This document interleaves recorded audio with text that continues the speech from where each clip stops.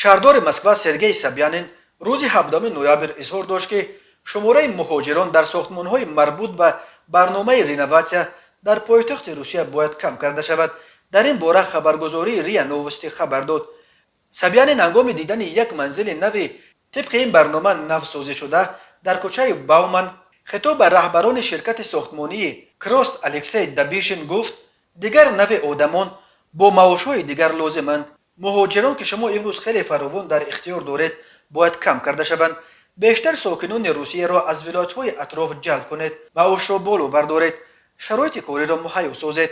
دبیشن به نوبت خود گفت که کار در این سمت اوج گرفته ایستاده است و در یک سال اخیر شماره کارگران خارجی در ساختمان‌های کراست 15% کاهش داده شد. دبیشن گفت حالا به کارگرانی که متخصص خوبند از 120,000 تا 150,000 روبل معاش می‌دهند. سرگئی سابیانین در پاسخ گفت چون این معاش برای ساکنان مسکو است نه برای مهاجران.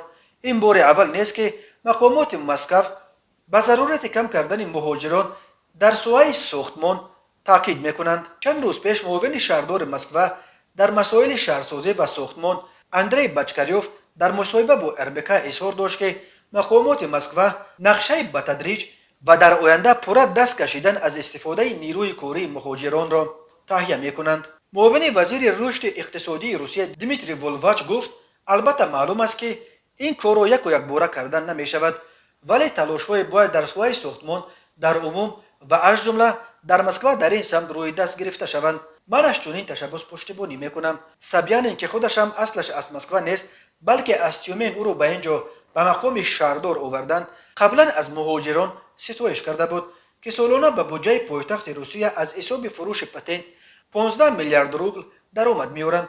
این خیلی بیشتر از پولی است که شرکت‌های بزرگ نفت و بودجه مسکو می‌سپارند. تاکید می‌کرد وی.